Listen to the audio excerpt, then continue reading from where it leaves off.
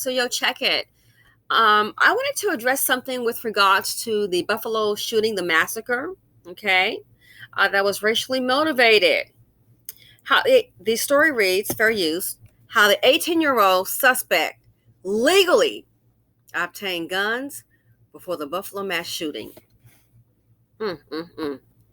So, we all know, unfortunately, what happened. And here's a family. I'm not going to play the video, but we saw what happened. It's horrible. It says, I'm sad, I'm hurt, I'm mad. Buffalo reacts to racially motivated shooting. The 8-year-old man accused of mass murder at the Buffalo supermarket legally obtained an AR-15 style rifle. Believed to be the same weapon he described modifying in a lengthy racist rant posted online before the attack. Law enforcement officials told CNN on Tuesday that there appear to have been no red flags that would have prevented the 18-year-old from obtaining the 3 guns said to be found in his possession. The one used in the attack and 2 guns in his car. He had been evaluated for mental health concerns last year, officials said, but those didn't rise to the level of legal concern. Well, now we know. Where were the red flags for him to be able to purchase these guns legally? Erie County, New York Sheriff John Garcia said. But in a case like this, the gun dealer was able to sell these weapons to this individual because there were no red flags that came up. And he got it from a gun store in New York. I'm not going to read the entire article, okay? Courtesy of CNN. Now, I want to read this last part. Peyton Gendron, that's the deadly, inferior so-called white supremacist that did this. He's the one that they have in custody. In the lengthy document posted online wrote that he bought the AR-15 style gun from a gun store in New York. Gendron had been taken to an emergency room for mental health evaluation after an incident in high school where he mentioned murder-suicide, but was released without being involuntarily committed, according to law enforcement officials.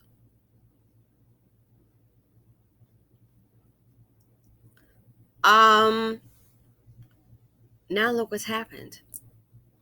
Now, life is business. And I know in the BC, we all about forgiveness, especially when it's someone that does not look like us. Then we got to be the forgiveness angel, and we're going to pray about it till it happen again next time. I thought about this here, and I know you can't guarantee behavior, but given this mental evaluation, and he's just released without being involuntarily committed, I would take an issue with that. Oh, yeah. See, other people are going to hold you accountable. They're not going to get up in your face and let you know and get loud and get to cursing and yelling. No.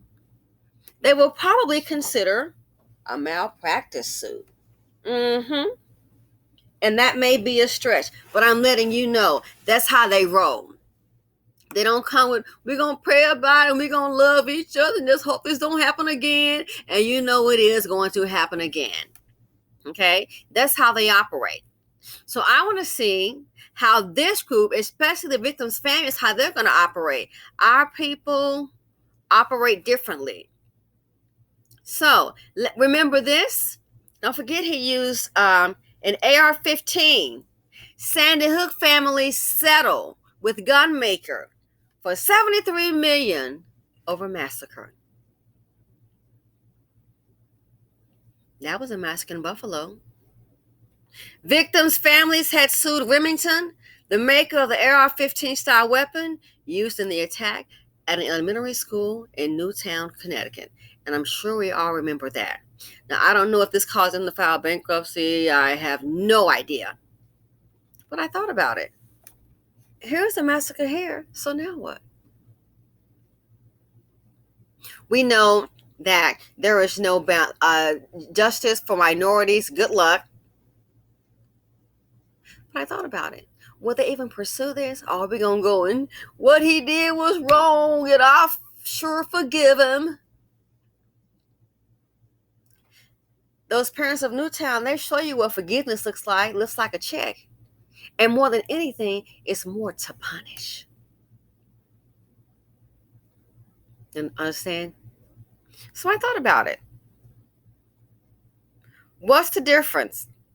A massacre is a massacre, human life. Adult children, it doesn't, male or female, human lives.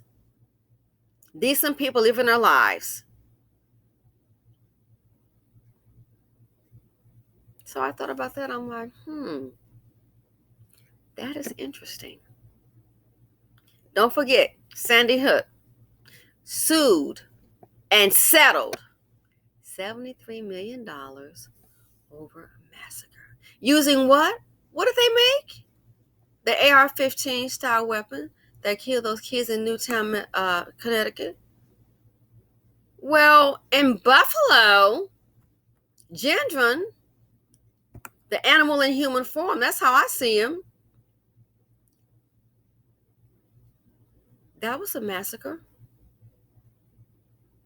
And the gun that he used is an AR-15.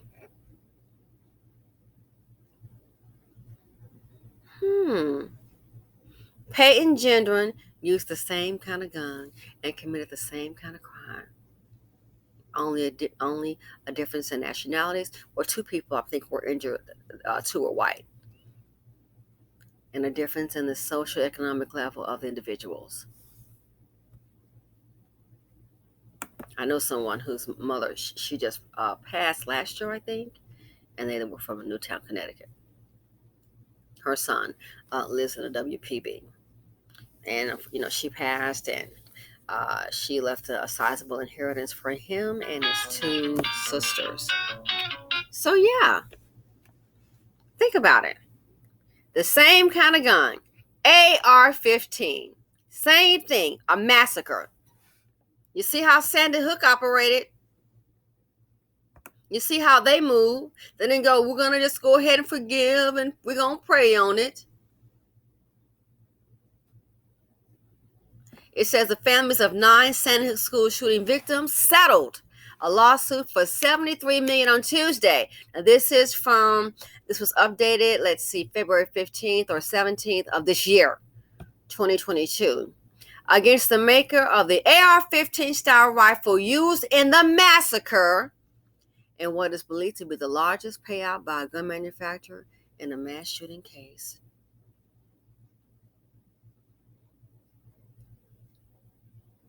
The agreement is a significant setback to the firearms industry because the lawsuit worked around the federal law protecting gun companies from litigation by arguing that the manufacturer's marketing of the weapon had violated Connecticut consumer law.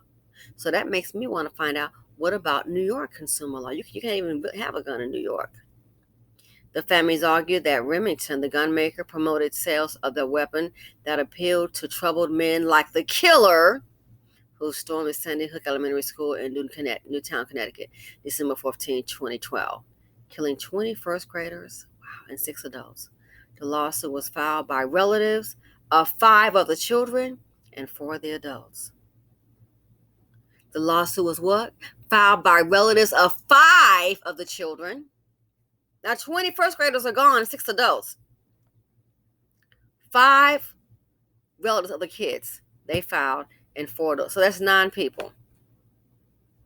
The other 20, what did they do?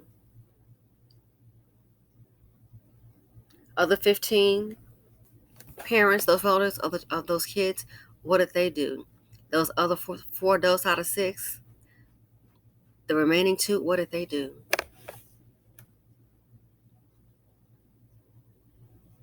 So you see how they move? So it made me think, what about New York? What about Buffalo? Are we going to say, I don't want to do that? And I know it wouldn't be the same because we know in the society racism does occur. They consider our lives as less valuable, which I totally disagree. But the question remains, same gun, it's a massacre. Maybe someone can enlighten me. What's up with New York law? You see how they skirt around in Connecticut law. Can that apply to the New York law for these victims here in the Buffalo massacre? Anyway, just a conversation I wanted to have. Let me guys know what your thoughts are. Anyone have any idea what New York law has? I know New York, you can't have a gun, so I'm quite sure AR-15 would qualify as that as well. But I'm wondering.